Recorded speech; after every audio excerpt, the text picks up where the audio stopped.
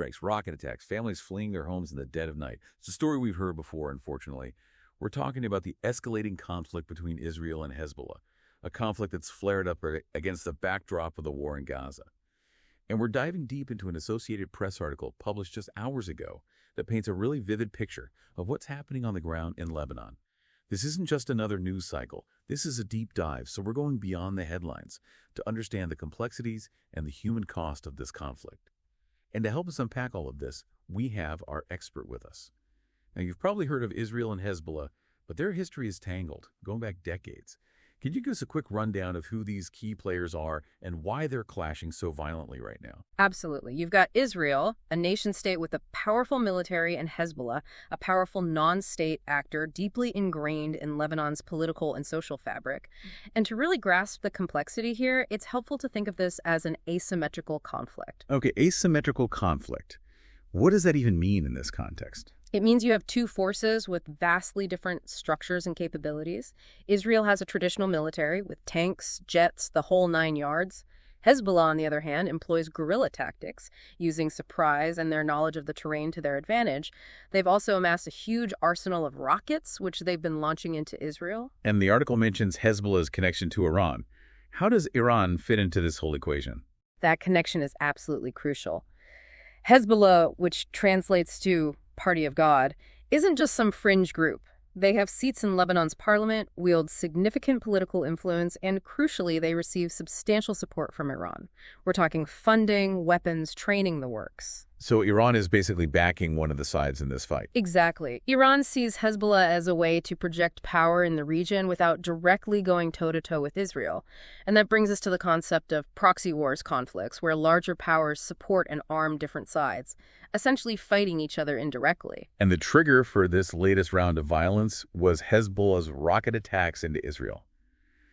They claimed they were acting in solidarity with Hamas and the Palestinians in Gaza. Right, and that's a classic example of how these regional conflicts are rarely isolated. Hezbollah used the situation in Gaza as justification for their attacks on Israel, even though they weren't directly involved in that conflict. It's like a chain reaction of violence, fueled by these complex alliances and rivalries. So what is Israel hoping to achieve through their airstrikes in Lebanon? The article mentions eliminating Hezbollah's rocket capabilities, but is there a larger strategy at play here? Eliminating Hezbollah's rocket capabilities is certainly a major goal for Israel. Those rockets pose a direct threat to their cities and citizens, and they want to neutralize that threat. But looking deeper, it's also about weakening Hezbollah's overall military capacity and potentially its political influence in Lebanon. So there's a strategic calculus at play here, not just a reactive response. Absolutely. And a key part of that strategy has been targeting Hezbollah's leadership, as we saw with the killing of Ibrahim Kobaisi, a high-ranking commander, which the article highlights. Right, Kobaisi. This wasn't just taking out any soldier. This was a calculated move. Can you tell us more about why he was such a significant target? Well, Kobaisi was reportedly a key figure in Hezbollah's rocket unit. He's also linked to a past attack on Israeli soldiers, which likely put him high on their target list. Taking him out disrupts Hezbollah's chain of command, creates fear and uncertainty within the organization, and potentially slows down their ability to operate effectively. It's like a chess game where you're trying to outmaneuver your opponent, not just overpower them. Exactly. And this targeted killing comes on the heels of those mysterious explosions that took out some of Hezbollah's communication devices. Taken together, these incidents suggest that Israel is trying to systematically degrade Hezbollah's capabilities and leadership structure, striking at their ability to function. It's a high-stakes game, and it's easy to get caught up in the military strategy of it all. But we can't forget about the human cost of this conflict. The article paints a really heartbreaking picture of what it's like for ordinary people caught in the middle of this. Families huddled in their homes, terrified to even step outside for fear of another airstrike. Schools are closed, businesses shuttered, and the streets deserted. It sounds almost apocalyptic. Yeah, it's a stark reminder that while we're analyzing this conflict from a distance, there are countless innocent people living through a nightmare. The psychological toll of this kind of constant fear and uncertainty, especially on children, is immeasurable. Imagine having to explain to a child why they can't go to school or play outside because rockets might fall from the sky. It's unimaginable. And it's not just the fear, it's the displacement. The article talks about these miles-long traffic jams on the roads heading north as thousands try to flee the bombardment. People are crammed into cars, trucks, anything that moves, their belongings piled high. There's one story in the article that really got to me. The AP spoke to a man named Issa Baydown, who had to flee his village with his whole family. They couldn't find space in any of the overflowing shelters, so they were forced to sleep in their vehicles on the side of the road. Can you imagine that? The desperation, the uncertainty of not knowing where you'll sleep, where your next meal will come from. And this isn't a unique story. This is the reality for so many families right now. It really put things in perspective, doesn't it?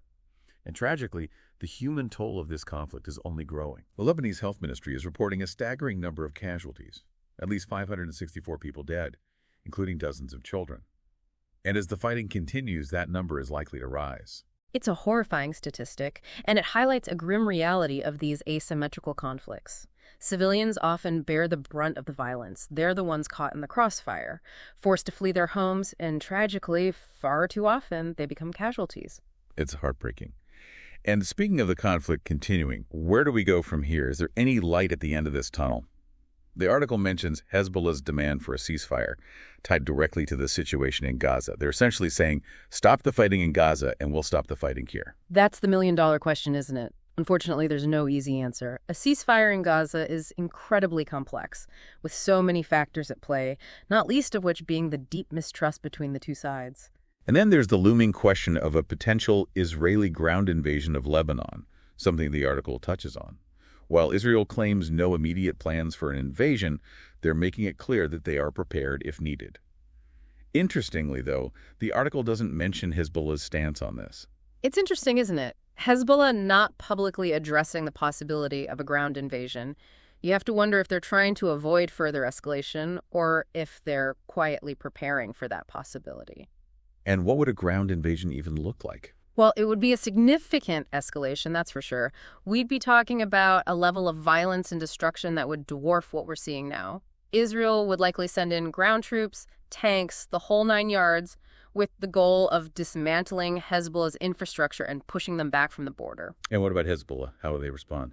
They would likely fall back on their guerrilla tactics, using their knowledge of the terrain and their network of tunnels and bunkers to engage in urban warfare. It would be a long, drawn-out conflict with a heavy cost in terms of both military and civilian lives. It's a chilling thought. A full-blown war would be devastating for the entire region. Absolutely. And beyond the immediate human cost, we have to consider the long-term implications. This conflict is further destabilizing an already volatile region, exacerbating tensions between different religious and ethnic groups, and creating a breeding ground for extremism. These are wounds that can take generations to heal. It really makes you wonder what the end game is here. How does this conflict finally come to an end? That's the question, isn't it? Is there a negotiated settlement? Will one side ultimately overpower the other? Or will this cycle of violence continue indefinitely? Unfortunately, those answers are still unclear. This deep dive has been a sobering look at a conflict with no easy answers, but you've given us a lot to think about. The human cost, the geopolitical complexities, the uncertainty of what the future holds. What's happening in Lebanon and Israel is a stark reminder of the human cost of conflict wherever it may be. So as we continue to monitor developments and try to make sense of this ever-evolving situation, the question for all of us is this: how can we, the global community, break this cycle of violence and work towards a more peaceful future? Because at the end of the day, that's what truly matters. Come get the straight news, no filter, where clarity is our thrill. Tune in and let your doubts wither at the Daily Chronicle. We keep it real. We keep it real. Come get the straight news, no filter, where clarity is our thrill. Tune in and let your doubts wither at the Daily Chronicle. We keep